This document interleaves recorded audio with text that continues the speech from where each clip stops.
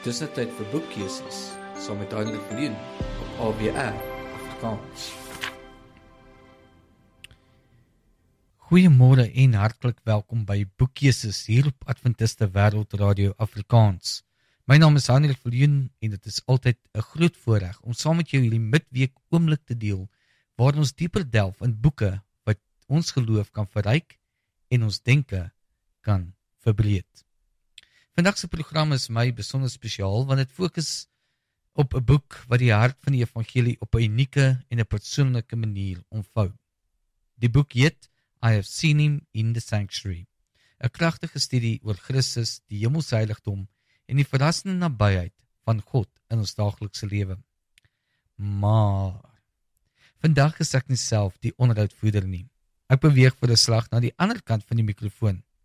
Chanel Jansen van Rensburg sluit by ons aan om aan my vrae te stel oor hoekom hierdie boek my so diep geraak het en hoekom ek dit met jou as luisteraar wil deel. So maak jou hart oop, sit gemaklik en kom ontdek saam met ons die diepte van Jesus se bediening in die heiligdom. Chanel, ek gee die leiersels aan jou oor. Welkom by Boekkeuses. Goeiemôre en baie dankie Heinrich vir die uitnodiging om vandag deel te wees van Boekkeuses.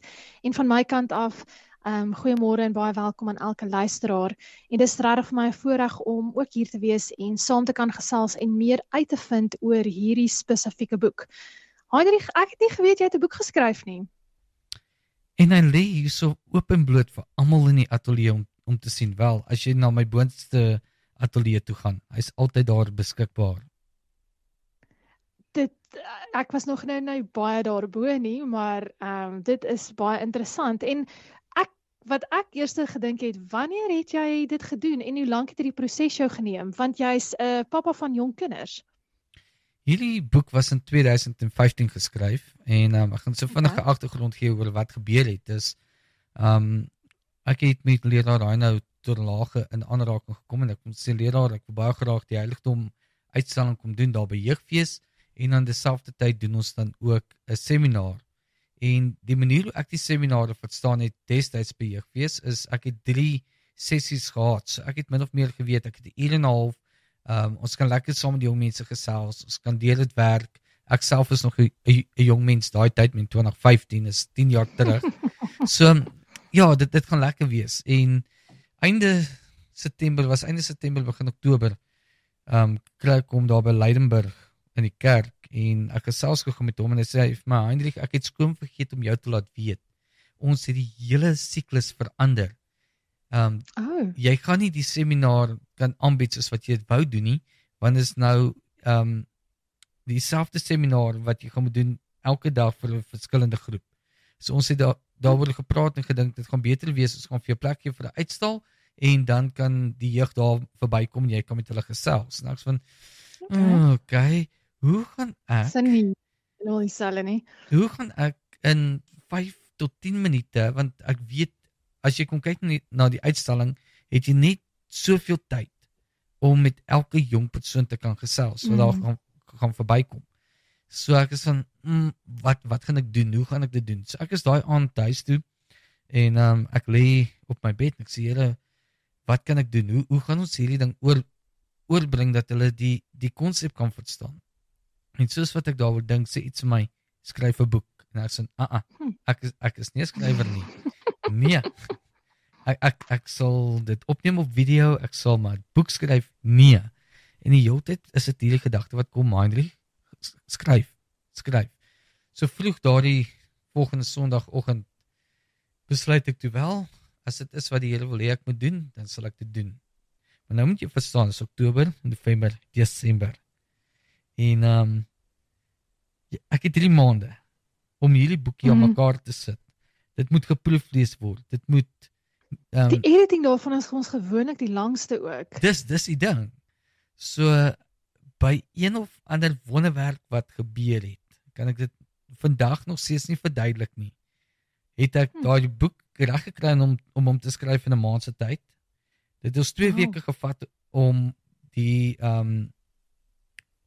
om te kyk vir spelfoute en grammar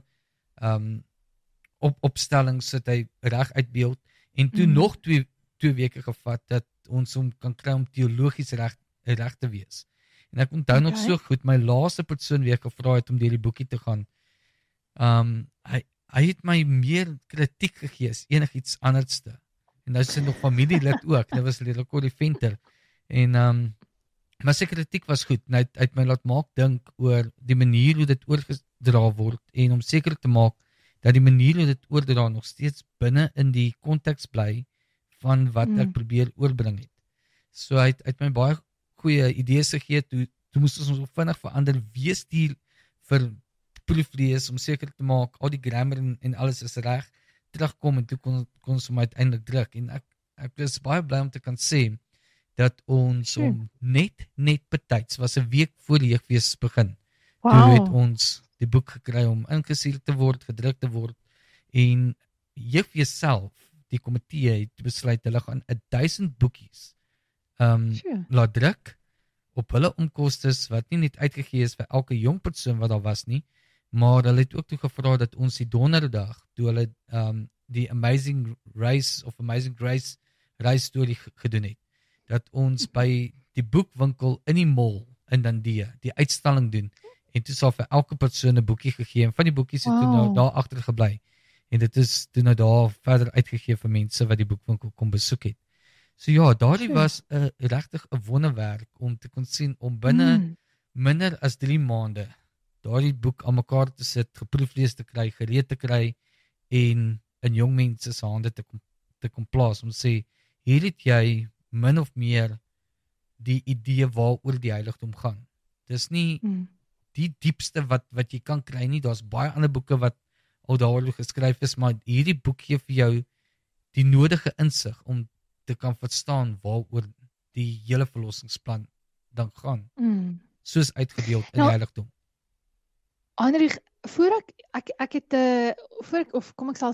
vra jou oor jou boek self, vir my interessant hier dit nou noem, want ek het ook al jou heiligdom reeks bygewoon nou hierdie jaar. Die goedjies wat jy gebruik om uit te beeld, is dit nog presies dieselfde as destydsin? Dit is nog presies dieselfde. Ons het net so 'n bietjie touch-up werk gedoen om seker te maak dit bly altyd netjies en Okay, so dit kom al van daai jare af. Dit kom al van daai jare af. Nou ek het al geluister na jou getuienis ook. Jy het dit een keer deel gemaak van 'n preek wat jy gepreek het. En dit het oorgekom of jy van kleins af actually al 'n baie groot liefde en passie het vir die heiligdom van God. Is dit ook die rede agter hierdie boek, behalwe nou vir Dundee wat 'n rol gespeel het, maar omdat jy so baie passie vir die heiligdom het en dit altyd uitbeeld, ek meen nou nog doen jy seminare daaroor? Wel, ek moet eintlik sê die heiligdom was nie eintlik daar van jongs af nie. Van jongs af was dit meer Openbaring, Daniël en daardie tipe van dinge. Maar dit was in 2010 het Freddie Kuif met hierdie ornamente wat ek gebruik as ek die seminare doen, het hy sy hele reeks kom opneem. En toe het hy begin om dinge wat vir my nie sin maak nie, aan mekaar vas te sit. En soos wat hy aan mekaar vas sit, so begin Daniël en Openbaring vir my skielik 'n oop boek raak. Want nou verstaan ek die konteks 'n bietjie beter. Ek sien die groter prentjie daarin as net, ons het net profesie of ons het net goed wat vir ons wys die einde van tyd kom. Maar toe hy vir my die heiligdom uitbeeld, toe begin ek die groter prentjie te sien, om te sien, maar dit gaan nie oor eindtyd nie. Dit gaan nie oor die wederkoms as sulks nie. Dit gaan oor 'n verhouding wat ek moet hê met God, met my verlosser. En dit maak my gereed vir wat in die eindtyd gaan gebeur. En hy het daardie goed in plek gesit, sodat ek gereed kan maak om hom eendag te kan ontmoet. Sure. Okay. Nou, Heinrich, jou boek het baie prentjies en obviously dit is prentjies van die heiligdom, maar dit is so deur die boek, ek wil amper sê, so 'n lui leser sal ook maklik deur die boek kan werk. Wel, ek wil nou nie sê 'n lui leser nie, maar ek dink meer dit kom neer op jy kort 'n prentjie om die konteks te verstaan. Soos wanneer ek my aanbieding doen en ek praat oor Jesaja hoofstuk 6, dan sê ek vir die persoon, kom ons teken die prentjie van die heiligdom. En dan wys ek die stappe deur. daar word gepraat van 'n altaar waar 'n kool vanaf geneem is en op die lippe van Jesaja gesit is. Nou, aanvanklik toe ek dit gelees het, ek gedink aan die brandofferaltaar.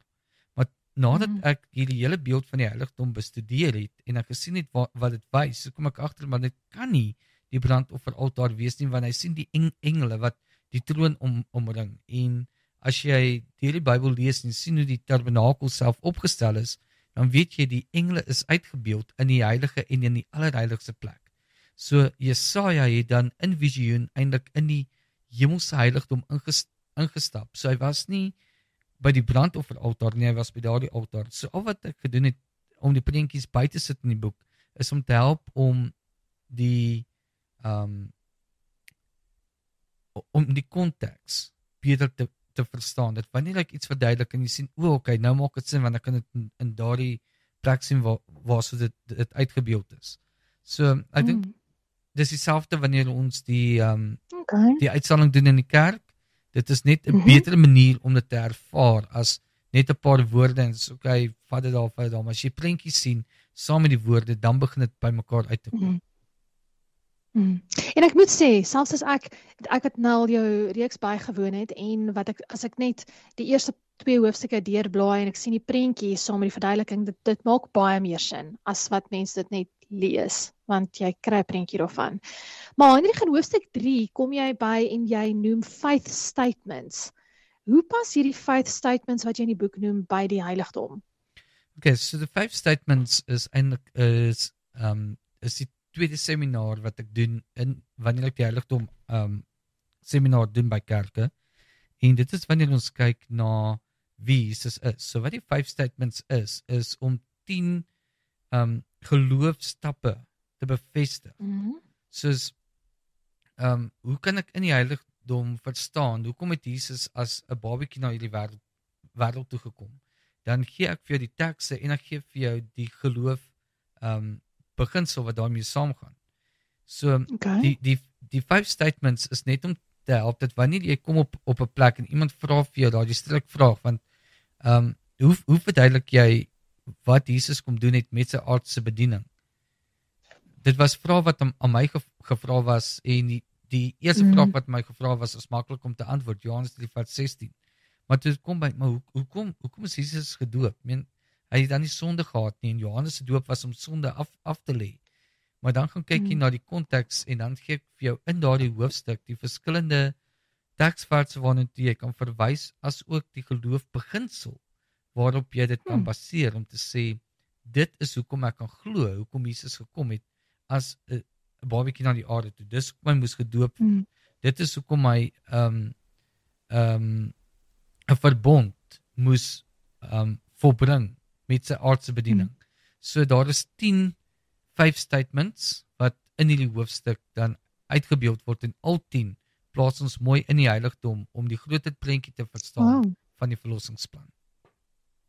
So dis nie net om die heiligdom te verstaan en te kan verduidelik nie, maar ook om my geloof sterker te maak in dit wat ek glo in my verhouding met die Here. Net so. Okay. Nou in hoofstuk 5 begin jy om te praat van toe jy in 'n bus gery het en iets interessant het gebeur en is nogals interessant hoe hierdie gebeurtenis gekom het by die titel van hoofstuk 5. Dalk kan jy ons bietjie meer vertel van dit. Okay, so hoofstuk 5 se titel is, ek wil hom net voor my kry en dit is God's exit plan. So ons almal weet dat die einde van tyd is naby. Maar dit gaan nie 'n maklike reis wees nie. En ongelukkig is dit maar so, as jy in 'n vliegtuig in is of in 'n bus klim, hulle sê maar vir jou wat jy moet doen, hoe jy dit moet doen, wanneer om dit te doen. En so kry ons dit dan ook wanneer ons die heiligdom bestudeer. En dit is vir my baie belangrik om hierdie plan te verduidelik in daardie oogpunt. Dis God se manier om my veilig uit te kry wanneer die groot storms gaan kom, wanneer die vliegtuig gaan val, wanneer alles om my nie meer gaan sin maak nie. En veral vir vandag, met al die dinge wat om ons gebeur, verstaan ons nie altyd hoekom dit gebeur nie. Maar wanneer jy hoofstuk 5 gaan lees in hierdie boek, gaan dit vir jou duideliker word. Jy gaan 'n dieper insig kry oor waaroor God se daar noem ons dit exit plan, dis eintlik die emergency exit plan gaan. Okay. Want hoe moet ek dit doen? Wat word van my af verwag? So wat ek doen in die hoofstuk is, ons gaan kyk spesifiek na die Fatsoensdag en hoe die Fatsoensdag dan vir ons ook al die Bybelprofesieë aan mekaar vassit. Chanel, ons het so rukkie terug, het ek saam met jou 'n live gedoen op 'n Woensdag aand, wat ons gekyk het na Daniël hoofstuk 9, so Daniël hoofstuk 7, 8, 9, Openbaring 10, Openbaring 11, Openbaring 14 kom ook so 'n bietjie daarin, maar jy kry al daardie goed, alles in daardie hoofstuk bymekaar gesit, wat dan daai hele profesie ontbeeld. Wow. En in dit kry ons God se plan om my uit te kry, maar die grootste plan daarvan is, en dit is iets wat ek opgelees het in Exodus, waar dit praat oor waar die oorhangsel of die oorblyfsel van die gordyn moet hang.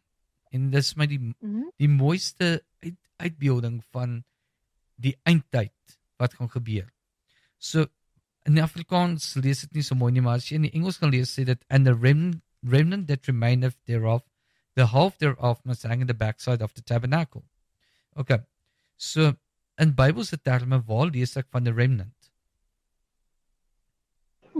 Openbaring 12. Openbaring 12. Openbaring 12, vers 17 sê, hier is die oorblyfsel, maar wat is die oorblyfsel? Dis hulle wat die gebooie van God doen en die getuienis van Jesus het. Nou, vat die heiligdom, beeld dit vir jouself uit, kyk daarna en dan vra jy jouself 2 vrae. Waar is die wet van God? In die allerheiligste, in die heiligdom. Aan die agterkant. Waar is Jesus nou besig om vir ons in te staan? Daar. Die uitbeelding soos wat daar is hy daar besig om vir ons te staan. Maar wat hierdie beeld is wat in die exit plan verduidelik word is, dit is die gordyn hang nie aan die binnekant nie, hy hang aan die buitekant. So dit is waar ek myself moet bevind wanneer Jesus weer gaan kom. Ek kan my nie self bevind met die wêreldse dinge daar waar dit maklik is en daar waar ek nog my sonde kan voortleef nie. Ek moet agter veilig wees waar hy my kan beskerm. Maar dan die helfte. Wat het die helfte daarmee te doen? En toe ek dit raak lees en ek dink daaroor, toe kom die storie van die 10 maagde by my op. Al 10 het die Heilige Gees gehad. Maar net 5 van hulle het extra geneem, extra olie. Die ander 5 moes terughardloop waarna toe? Om nog te gaan kry, nog mark toe, wêreld toe. In die heiligdom uitbeelding het hulle eintlik gehardloop na die brandofferaltaar toe. Want dis waar alles gemaak was. En as jy daar gevind gaan word, gaan die oordeele op jou val. Maar as jy aan die agterkant is dit waar jy beskerm gaan word. En 2 verse wat baie mooi daarmee saamgaan is Efesiërs 1. Nou kan ek nie onthou as dit vers 17 of 18 is nie, en dan in hoofstuk 4 praat dit van dieselfde konsep wat dit sê, julle is verseël deur die Heilige Gees vir die laaste dae. So daardie is God se veiligheidsplan vir ons in die laaste dae. Ons moet die gebooie van God bewaar, ons moet die getuienis van Jesus hê, en ons moet die Heilige Gees hê wat ons gaan bewaar, wat ons gaan verseël vir die einde van tyd. En in die heiligdom uitbeelding het God, dis asof hy so dit presies daar geplaas het, om vir ons net daai ietsie te gee waarin ons kan vashou om te weet, ek kan veilig deur dit gaan wat aan die kom is. Ek hoef nie bang te wees daarvoor nie, solank ek op die regte plek is, waar ek in sy veilige net, as ek so kan stel, kan bly, waar die vyand my nie kan aanval nie.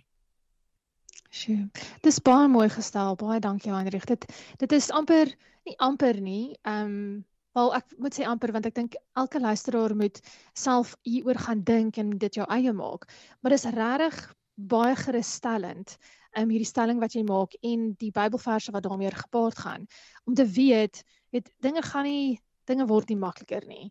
En enige persoon wat sy hart al hoe warmer raak vir God, en soos dit moet wees, want ons weet, Matteus 24 sê ook, die wêreldse liefde verkoel, so jy as deel van die remnant, dit moet die teenoorgestelde gebeur. Maar vir jou gaan die lewe erger raak, die Satan se aanvalle gaan meer word. Maar daai gerusstellende gedagte van, weet jy wat, al val die Satan my kliphard aan. My God is sterker. En al voel dit seer, want dit gaan, ons is nêrens in die Bybel gegarandeer dat ons seer gaan vryspring nie. Maar die hoop van wat hierna gaan gebeur, maar daarom veilig te wees by Jesus, dat hy jou nog steeds sal vashou en jou sal dra, en net daai kant soos jy sê van die gordyn is, want dis waar ons die veiligste is, en die hoop het vir die lewe hierna. En dis baie mooi. Maar Heinrich, jy eindig jou boek met 'n opskrif God's Truths Revealed During Dark Ages Up to Our Day. Nou dit wil vir my so amper klink of jy geskiedenis en vandag bymekaar wil bring, want die mense van die Dark Ages, hulle het gesuffer. Wel as jy kind van God was. En ons weet Daniël 12 sê ook vir ons dat dit wat vir ons voorlê as die remnant gaan nog erger wees as toe. So hoekom bring jy hierdie bymekaar of hoekom klink dit so? Wel, wanneer ons kyk na hoe God se waarhede weer na vore gekom het vanaf die donker eeue af, dan kyk ons na elke hervormer. Ek dink nou aan die Afrikaanse naam en al wat deur my kom is reformer, maar sy hervormer. Vanaf hulle opgestaan het en 'n boodskap gebring het. So wanneer ons kyk na Openbaring 12, dan sien ons Openbaring 12 vertel vir ons die geskiedenis van die kerk. Maar nou kom ons by Openbaring 12 vers 15 en 16 wat vertel van Satan wat water agter die vrou aangegooi het. Nou water in Openbaring, baie waters stel ook dan die valse kerk voor of die valshede. En die valshede word tussen menigtes gevind. Maar daaroor kan ons bietjie later praat oor hoe dit by mekaar kom. Maar dan sê dit en die aarde het sy mond oopgemaak en die water ingesluk. En my vraag was gewees, nou wie is die aarde? Wie het die valshede opgesluk sodat die vrou se leerstellings weer prominent kan word?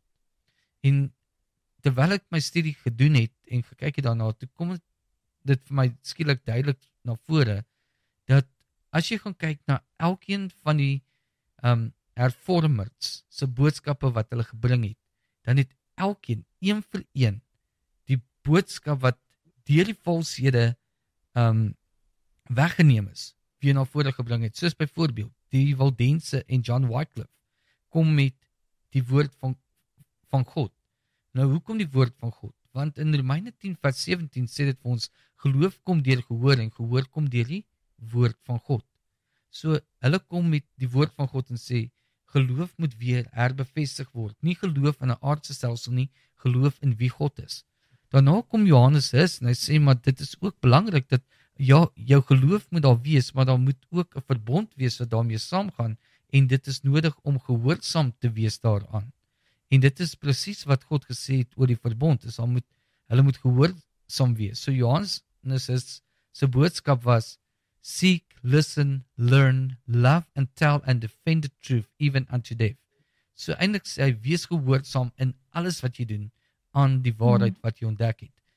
Dan kyk jy na Martin Luther wat daarna gekom het en Martin Luther volg Johannes op en hy sê, is alles reg, ons sê die woord van God, ons is gehoorsaam daaraan, maar wat red my? En hy kry hierdie toneel wat voor hom afspeel, dis deur genade alleen.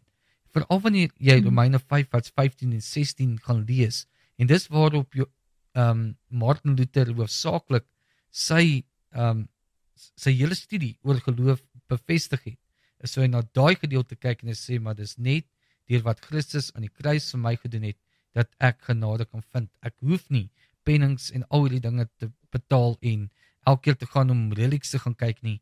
Ek moet net geloof hê in wat Jesus vir my kom doen het.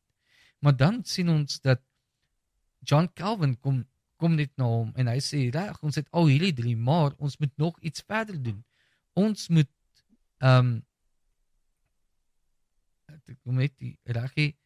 from sacrifice to cleansing oorgaan. So hy beskryf toe en hy sê dat ons een pad verder moet gaan en as jy sy boodskap opsom, dan sê hy eintlik, You must submit to supreme suffering in order to discover the completion of joy. So ek moet kan verstaan waaroor die kruis gegaan het en daai selfde konsep hê van neem my kruis op. Hoe doen ek dit? Dis die Heilige Gees wat my gaan lei om in daardie ding te volg. Maar dan weet ons ook tussen die Calvyne was daar 'n ander groep wat opgestaan wat later as Anabaptiste bekend was. En hierdie twee groepe het met mekaar beklei oor grootdoop en kleindoop.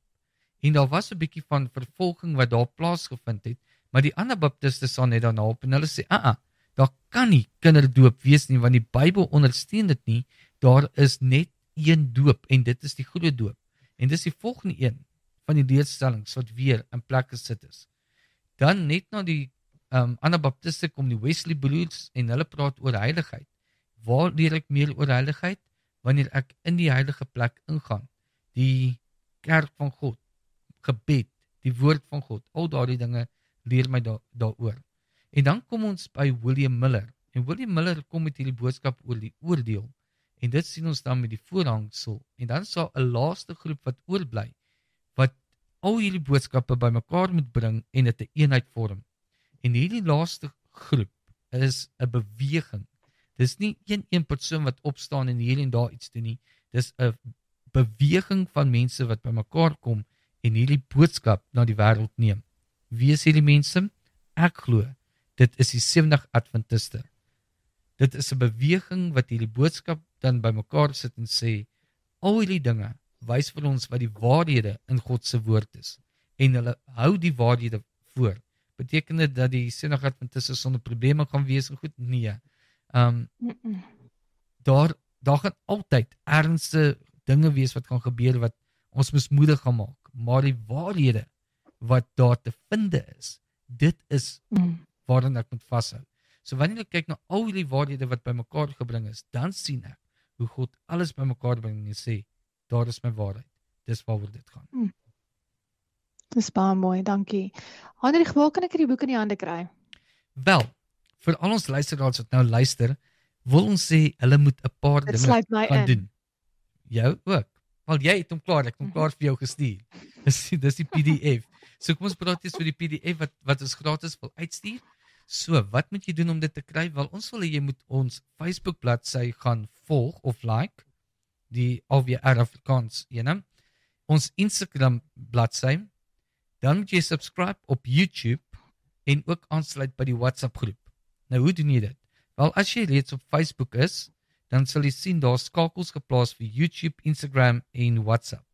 As jy al reeds op WhatsApp is, gaan jy sien ons het een geplaas vir YouTube, Instagram en Facebook.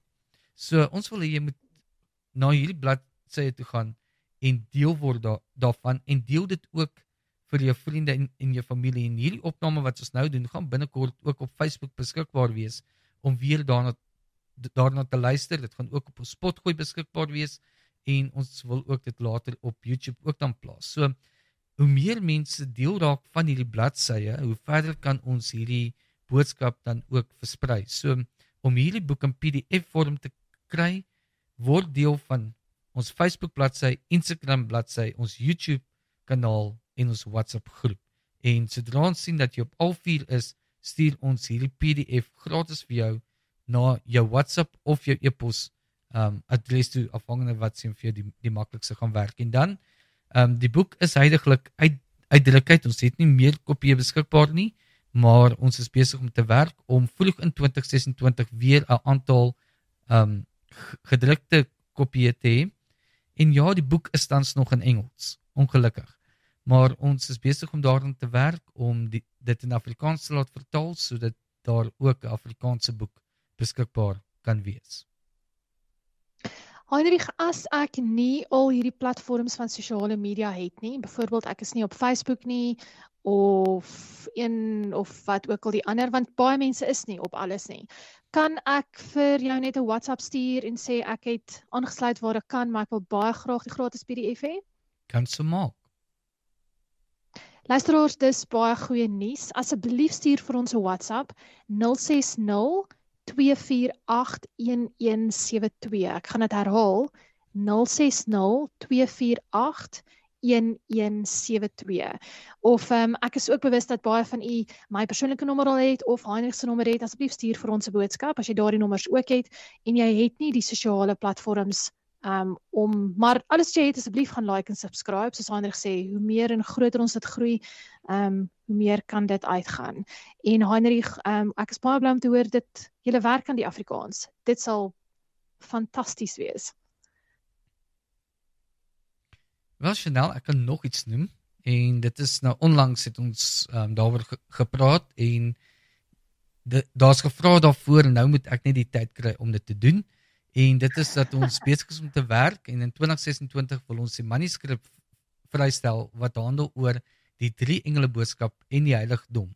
Wow. Ek gaan hom begin in Afrikaans en later oorsit in Engels, dat ons hom eers in Afrikaans beskikbaar het. Daar sy. So dit is die mikpunt, so ja, ons behoort om in 2026 dan te kan vrystel, om te kan sê, okay, hier is 'n boekie wat dan die 3 engele boodskap verduidelik in die heiligdom. Dit is een van my seminare wat ek wel aanbied, maar dan gaan ek bietjie meer konteks in dit insit, as net dit wat ek kan gee in 'n uur tot 'n uur en 'n half wanneer ek die seminar doen. So, ons luisteraars kan definitief daarvoor op die uitkyk wees. Wonderlik. Maar baie dankie dat ek die geleentheid gehad het om met jou te praat oor die boek. Ek is bly ek het die boek reeds. En ja, aan elke luisteraar, asseblief stuur vir ons boodskap. Klik al die kliks wat Heinrich van gepraat het, sodat jy dit ook kry en deel dit met almal om jou. Dankie Heinrich. Dit was 'n voorreg om deel te wees van hierdie gesprek. Chanel, baie dankie vir die betekenisvolle gesprek en die mooi manier waarop jy vandag se onderhoud gelei het. En aan jou luisteraar, dankie dat jy saam met ons dieper gedink het oor die boek I Have Seen Him in the Sanctuary. Mag dit jou herinner om aan die wonder van Christus se bediening in die hemelse heiligdom en aan sy onputlike liefde vir elkeen van ons te dink. Ek hoop dat dit jou geloof versterk en jou hart aangeraak. En moenie volgende week se program mis nie, want ek het verlede week met Eben de Jager gesels en ons het net die eerste 4 boeke van sy reeks bespreek, en dan gaan ons die laaste 3 boeke wat tans beskikbaar is in sy Learned Prophecy reeks dan oor gesels en kyk na 'n Bybelwaarhede en antwoorde op onderwerpe wat vandag meer relevant is as ooit. Onthou, boekkeuses kom elke Woensdag om 11:30 na jou kant toe hier op AWR Afrikaans.